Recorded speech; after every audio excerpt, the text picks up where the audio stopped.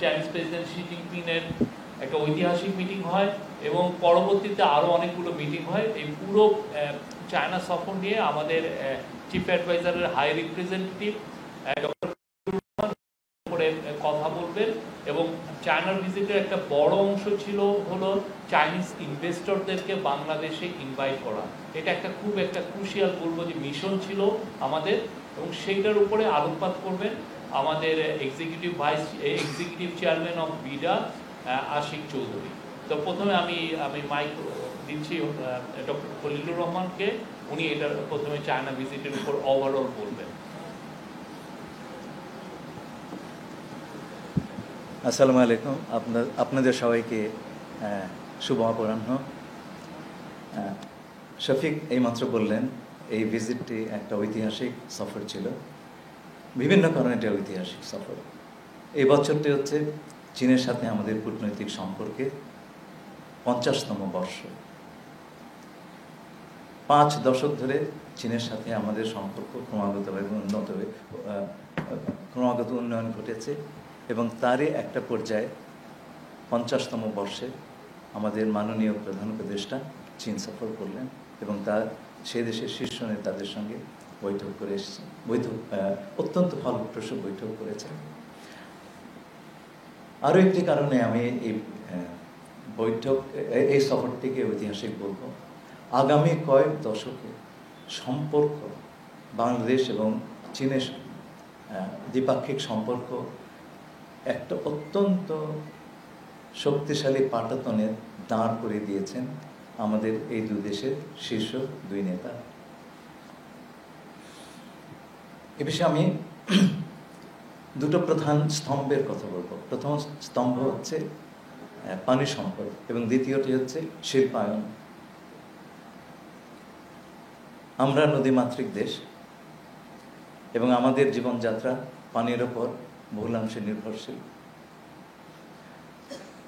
প্রকৃতির এবং পরিবেশের যে পরিবর্তন আগামী 50 বছরে তার কি প্রভাব বাংলাদেশের জনগণের ওপর পড়বে, সেই কনসিডারেশনে আমাদের প্রধান উপদেষ্টা চীনের সাথে পানি সম্পদ নিয়ে দীর্ঘ, বিস্তৃত এবং গভীর আলোক করেছেন এবং বাংলাদেশের রিভার সিস্টেম এগুলো সংরক্ষণ করতে পারি, ব্যবহার করতে পারি, এই বিষয়ে চীন আমাদের জন্য একটা অত্যন্ত বড় দৃষ্টান্ত। তারা এইসব বিষয়ে পৃথিবীতে অগ্রগণ্য ভূমিকা পালন করেছে। আপনারা তাদের বিভিন্ন প্রজেক্টগুলো দেখলে, বিশাল বিশাল প্রজেক্টগুলো দেখলে বুঝতে পারবেন। এই বিষয়ে মাননীয় প্রধান উপদেষ্টা প্রেসিডেন্ট শি জিনপিংয়ের সহায়তা চেয়েছেন এবং তারাও সর্বাত্মক সহযোগিতা দেবার প্রত্যয় ব্যক্ত করেছেন। এর পরপরই তিনি চীনের পানি সম্পদ মন্ত্রীর সঙ্গে সাক্ষাৎ করেন এবং সেই সাক্ষাতের সময় চীনের সবচাইতে যারা প্রথিতযশা পানি বিশেষজ্ঞ আছেন তারা সকলেই উপস্থিত ছিলেন।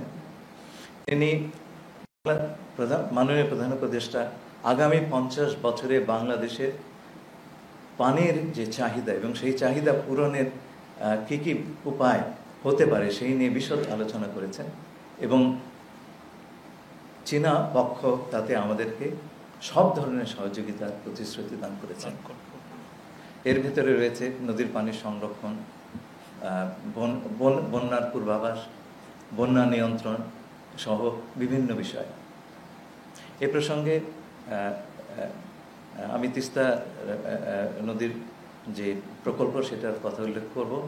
এই প্রকল্পটা আগেই হয়েছিল এবং এতে আমরা চীনা প্রতিষ্ঠানগুলোর অংশগ্রহণের জন্য আগ্রহ ব্যক্ত করেছি এবং তারাও এই বিষয়ে ইতিবাচক প্রতিক্রিয়া দেখিয়েছেন।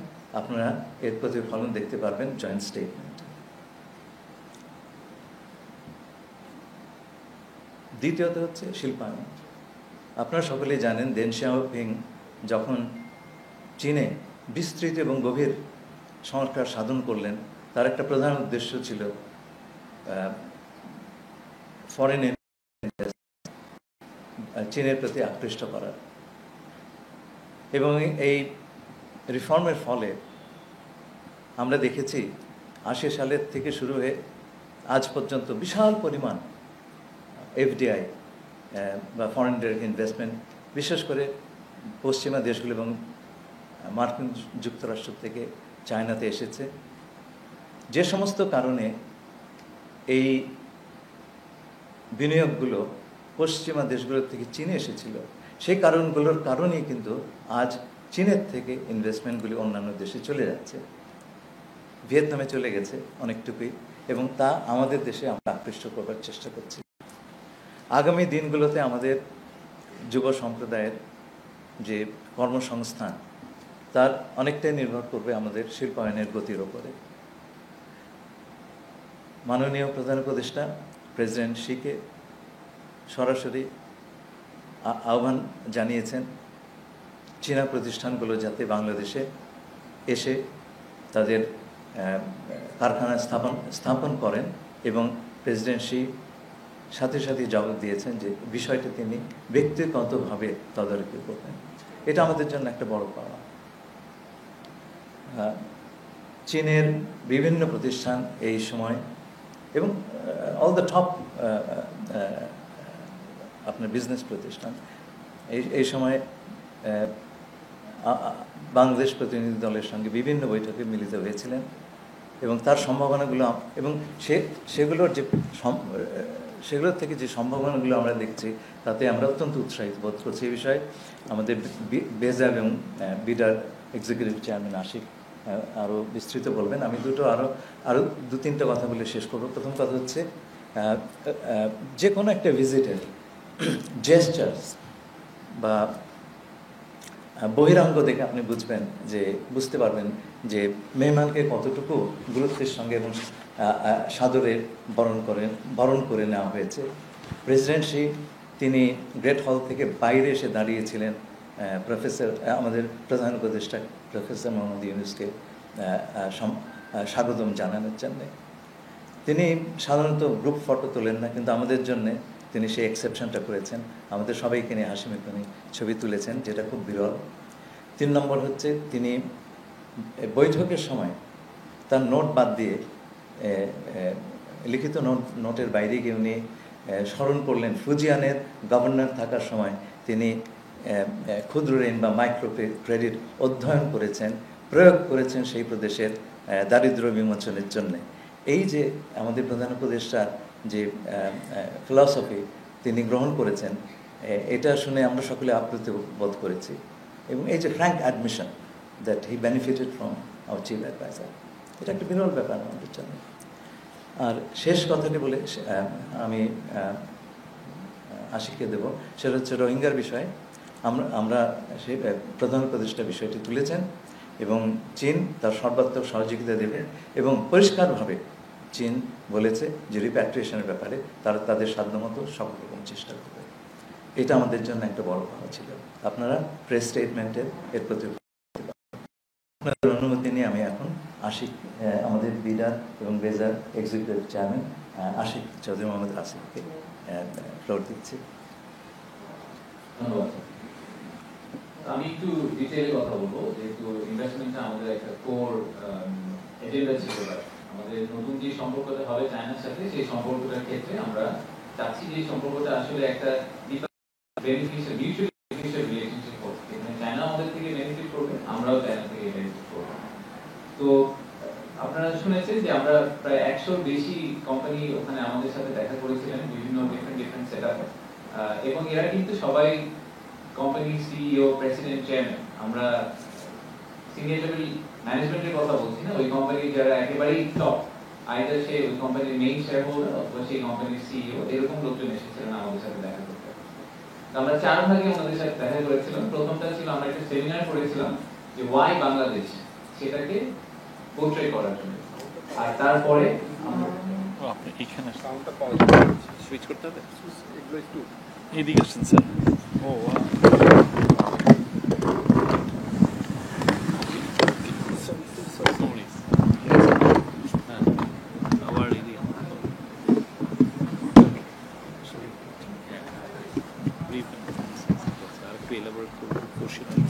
হ্যাঁ,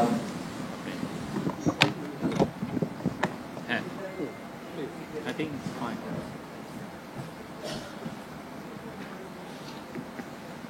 So আমরা আমি আবার প্রথম থেকে ফেরত আসি যে আমরা শোনা যাচ্ছে তো? এখন শোনা যাচ্ছে?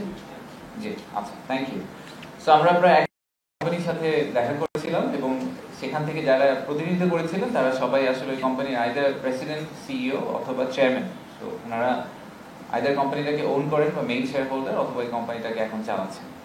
তো এই কোম্পানির সাথে আমরা 4টা ভাগে দেখা করেছিলাম। প্রথম একটা সেমিনার করেছিলাম আমরা ওনাদের সাথে, যে ওয়াই বাংলাদেশ, যেখানে আমাদের প্রধান উপদেষ্টা একটা ভাষণ দিয়েছিলেন, সেই সাথে আমি একটা প্রেজেন্টেশন করেছিলাম যে অ্যাকচুয়াল ফ্যাক্টস এন্ড ফিগার্স দিয়ে প্রুভ করার জন্য যে আসলে Bangladesh is open for business এবং এখন বাংলাদেশ ইনভেস্ট করার জন্য একটা খুবই ভালো destination.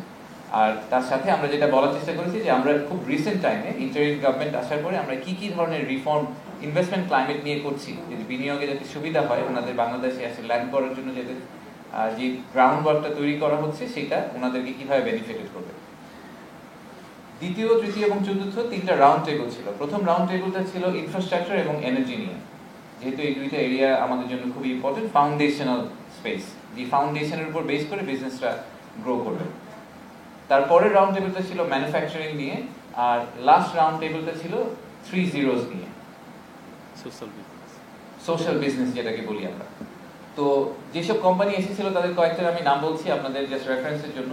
সিসিইসিসি, China railway, Chinese overseas investment, power China, CRBC, internet plus, Hisense, SUS. এদের সবার রেভিনিউ যদি আপনি যোগ করেন, অ্যানুয়াল রেভিনিউ প্রায় আমাদের টোটাল জিডিপির সমান হবে সম্ভবত।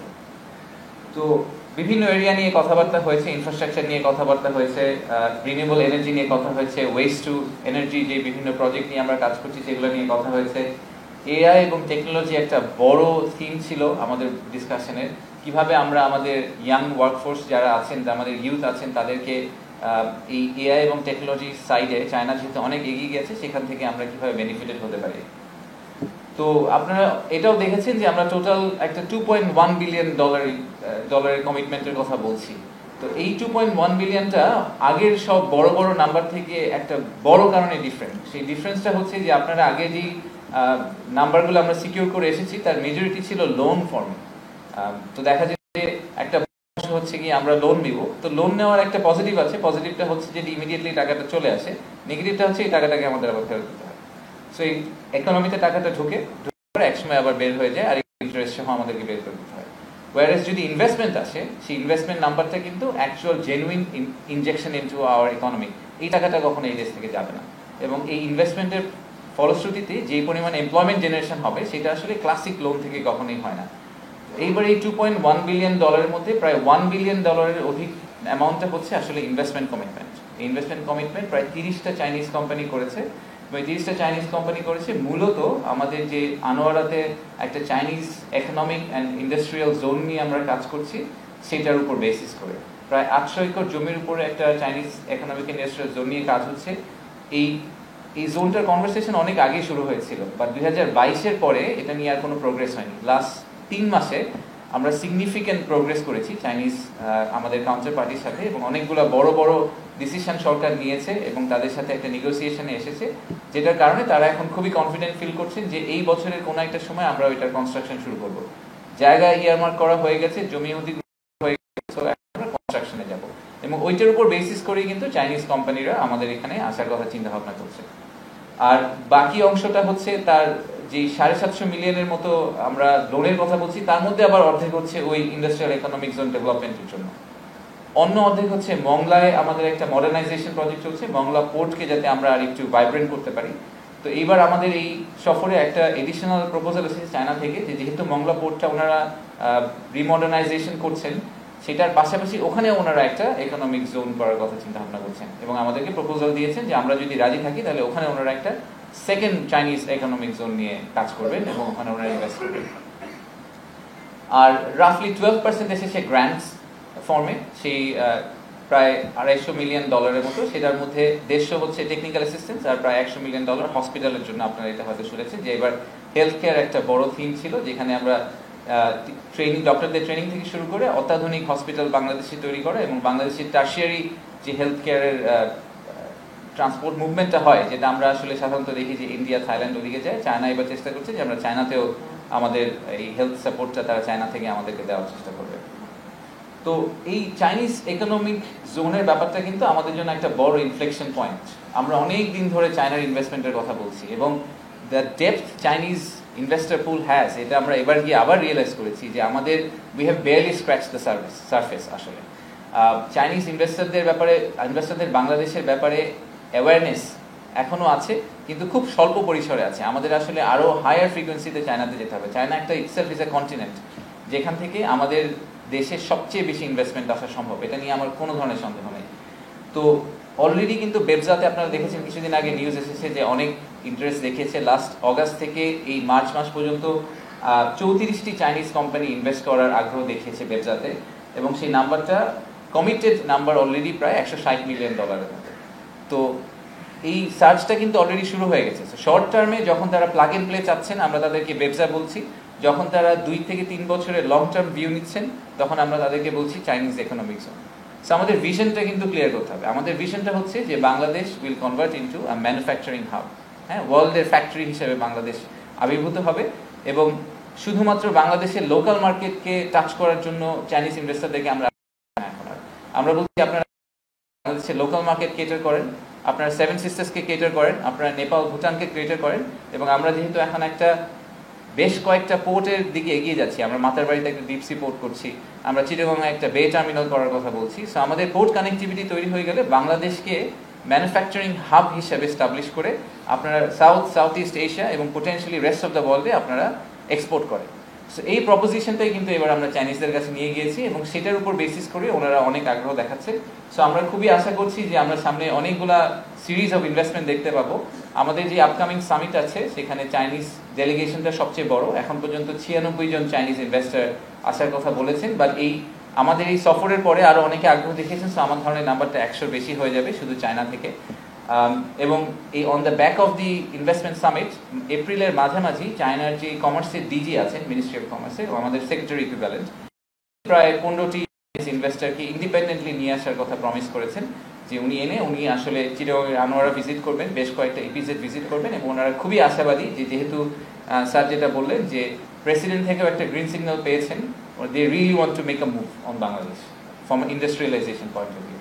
সো আমি এখানেই থামি, ধন্যবাদ। আর যদি কোনো প্রশ্ন থাকে আমরা স্যার বা আমরা নেওয়ার চেষ্টা করব।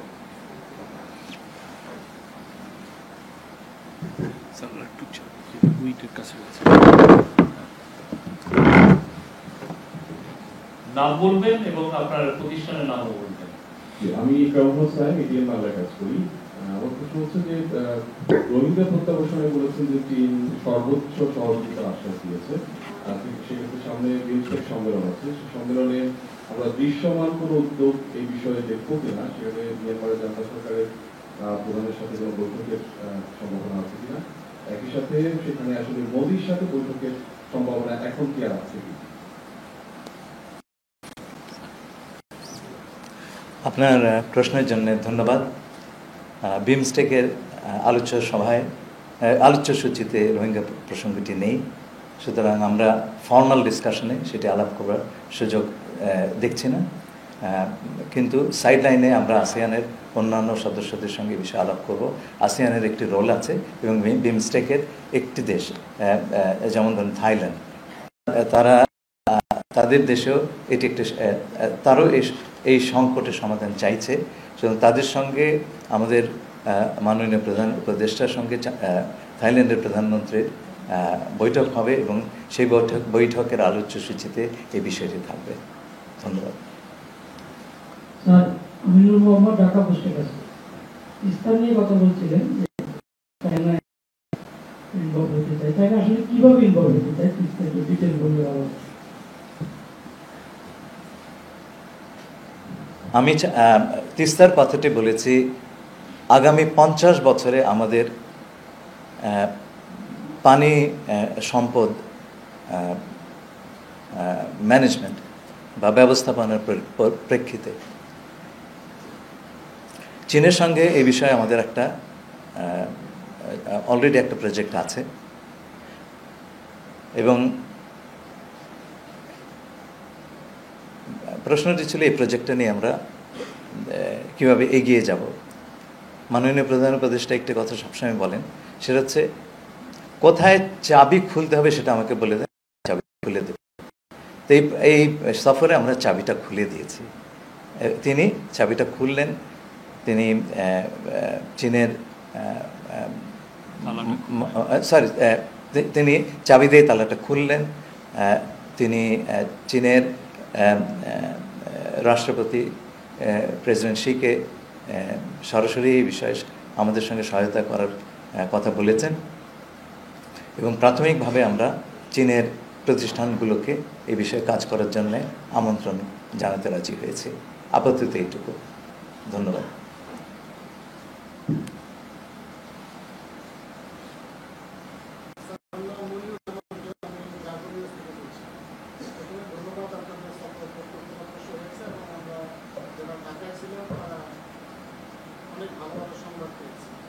আমার প্রশ্ন হচ্ছে, এই যে একটি চুক্তি হলো, চুক্তি নিয়ে একটু বিস্তারিত।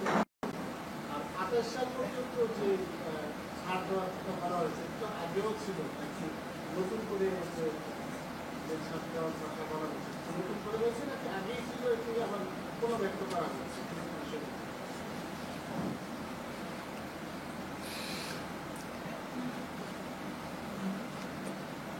এলডিসির উত্তরণের পর আমাদের বিভিন্ন দেশ বিভিন্ন রকমের ছাড় দিয়েছে এবং চীনের থেকে আমরা এই ছাড়ের কথাটি আমরা এই বিষয়ে কনফার্ম করা হয়েছে।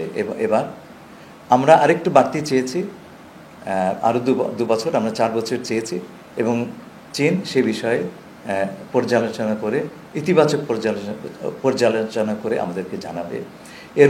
ইতিমধ্যে তারা ডিউটি অ্যান্ড কোটা ফ্রির আওতায় বাংলাদেশ থেকে অধিকতর আমদানির কথা চিন্তা করেছে। আম আমদানি করার ব্যাপারে তারা ইতিমধ্যে সিদ্ধান্ত চূড়ান্ত করেছে। প্রেসিডেন্ট বৈঠকের সময় আমাদেরকে বলেছেন তিনি বাংলাদেশের আমের স্বাদ গ্রহণ করেছেন এবং সেটি তার কাছে মনে হয়েছে এটা বিশ্বের সর্বোৎকৃষ্ট। এছাড়া কাঁঠাল এবং গোয়াভা বা পেয়ারা, সেই ব্যাপারে যথেষ্ট অগ্রগতি হয়েছে এবং আমরা আশা করি আগামীতে খুব শিগগিরই এই দুটো পণ্য বাংলাদেশ থেকে চীনে রপ্তানি করা সম্ভব হবে। আমরা চাইছি চীনের সঙ্গে আমাদের যে বাণিজ্য ঘাটতি আছে সেটা বিভিন্নভাবে পূরণ করার জন্য এবং ডিউটি অ্যান্ড কোটা ফ্রির সুবিধাটা আরও কিছুকাল থাকলে আমাদের জন্য এই ঘাটতি মেটানো সহজতর হয়। ধন্যবাদ। চুক্তিটাকে আমি বলে দেব। চুক্তি স্বাক্ষরিত হয়েছে, সেটা হচ্ছে টেকনিক্যাল অ্যাসিস্ট্যান্সের জন্য যে চুক্তিটা, সেটা রাফলি অ্যাকচুয়াল অ্যামাউন্ট হচ্ছে 1 বিলিয়ন RMB। সো এটাকে যদি আপনি ডলারে কনভার্ট করেন রাফলি $150 মিলিয়ন মতো হয়। এখানে টেকনিক্যাল কোঅপারেশনের জন্য চুক্তিটা হচ্ছে, এটা গ্র্যান্ট ফর্মে আসবে, তো এই টাকাটা আমাদের ফেরত দিতে হবে না। এটার ইউটিলাইজেশন কিভাবে হবে এটা এখন দ্বিপাক্ষিক একটা মিটিং এর মাধ্যমে বাংলাদেশ এবং চীন ডিসিশন নেবে যে তারা এই বাংলাদেশ আসলে কি ইউটিলাইজেশন করতে চায় এবং সেটা মোস্টলি হয়তো আমরা চেষ্টা করব স্কিল ডেভেলপমেন্টের এবং এইসব সাইডে, ইন্ডাস্ট্রিয়ালাইজেশন সাইডে স্পেন্ড করার জন্য, যাতে এদের ওভারঅল এমপ্লয়মেন্ট সাপোর্ট, যেটাকে আমরা বলি যে আমাদের ইউথ এমপ্লয়মেন্টকে যাতে গ্যালভানাইজ করতে পারে। ধন্যবাদ। আমি হাফিজুল্লাহ, কাজ করি এখন টেলিভিশন। আমার কথা হচ্ছে, রোহিঙ্গাদের প্রত্যাবাসনে আগামী ঈদেই তারা তাদের ঘরে ফেরার প্রত্যাশা করছে সরকার, আমরা জানতে পারছি। কিন্তু এখানে আমার প্রশ্ন হচ্ছে, অগ্রগতি কতদূর বা সেটা বাস্তবতার মধ্যে কিন্তু এগিয়েছে?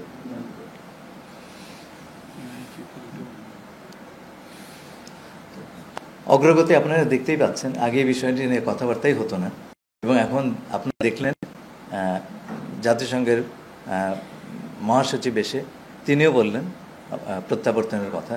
চীন সর্বোচ্চ পর্যায়ে এবার প্রত্যাবর্তনের কথা ব্যাপারে তাদের সর্বাত্মক সহযোগিতার কথা বলেছেন। আগামীতে আমাদের একটা UN কনফারেন্স হচ্ছে, আন্তর্জাতিক কনফারেন্স জাতিসংঘের, সেপ্টেম্বরের 30 তারিখে রোহিঙ্গা প্রসঙ্গে। আমরা এই বিষয়ে সকল পক্ষের সঙ্গে যোগাযোগ রাখছি।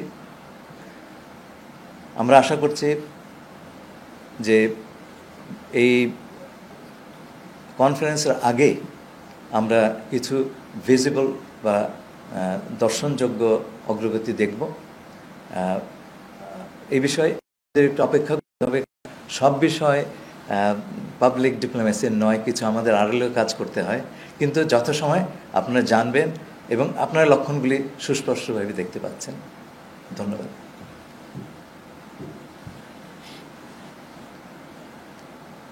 Any other?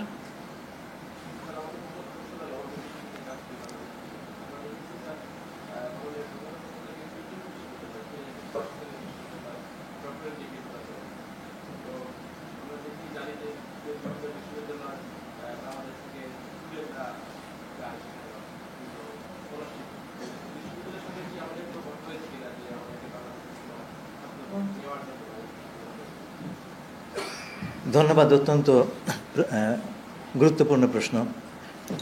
আমি আগেই বলেছি যে আমরা চীনের সঙ্গে আমাদের সম্পর্কে 50টি চমৎকার বর্ষ অতিক্রম করে এসেছি এবং আগামী 50টি বছর কেমন করে আমরা আমাদের দ্বিপাক্ষিক সম্পর্ক গড়ে তুলব তার একটা ভিত্তি, একটা শক্ত ভিত্তি আমাদের দুই নেতা, চীনের আমাদের মাননীয় প্রধান উপদেষ্টা এবং চীনের রাষ্ট্রপতি শি জিনপিং, তারা এই ভিত্তিটা তৈরি করে দিলেন। এবার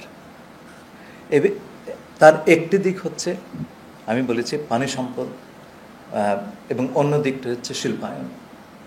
এবং এর মাঝে এবং এই দুটো স্তম্ভ তারা শক্ত করে প্রতিষ্ঠা করে দিয়ে গেছেন এবং এগুলো এগিয়ে নিয়ে যাওয়ার কাজ হচ্ছে আমাদের দুই দেশের মানুষের। এই পিপল টু পিপল কন্ট্যাক্ট, তার একটা প্রধান বিষয় হচ্ছে আপনার বিভিন্ন এডুকেশনাল প্রতিষ্ঠানের সঙ্গে আমাদের সম্পর্ক। প্রধান উপদেষ্টা প্রতিটি চীনা নেতাকে বলেছেন এবং পেকিং বিশ্ববিদ্যালয়, যেখানে উনি বেশ কয়েক বছর আগে অনারারি প্রফেসর হিসেবেও তাকে বরণ করা হয়েছিল, তিনি বলেছেন আমরা এক দুজন নয়, হাজার হাজার বাংলাদেশিদের চাইছি যে তারা যেন চীনে শিক্ষার সুযোগ লাভ। আমরা ইতিমধ্যে আপনারা দেখেছেন পেকিং বিশ্ববিদ্যালয়ের যে বিশেষ সমাবর্তন সভায় আমাদের বাংলাদেশের ছাত্রছাত্রীদেরকে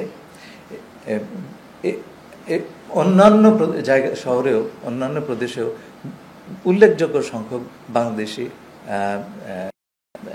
ছাত্রছাত্রী এখন অধ্যয়ন করছেন। আমি নিজে কুনমিংয়ে গিয়ে দেখে এসেছি এবং আগামীতেও কুনমিংয়ের গভর্নর আসছেন এই এপ্রিল মাসে। শিক্ষা হবে ওই সফরের একটা বড় বিষয়। আমরা চাইছি যে বাংলাদেশের বিপুল সংখ্যক শিক্ষার্থী চীনের শিক্ষার যে সুযোগ সেটা লাভ করেন এবং এই বিষয়ে আমরা অত্যন্ত ইতিবাচক সাড়া পেয়েছি।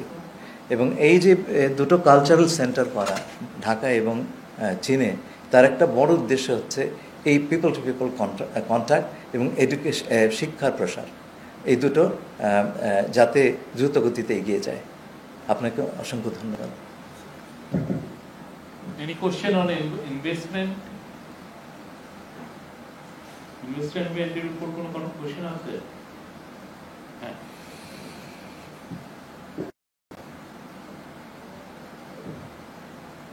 আমি দেখি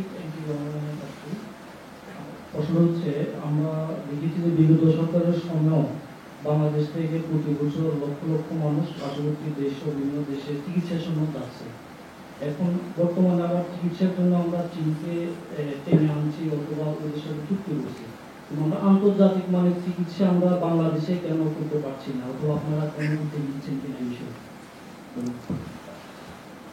দেখুন, ডিসেম্বর আমি কুনমিংয়ে যাই এবং সেইখানে তার কোঅপারেশন মিনিস্টারের সঙ্গে আমার সভা হয়।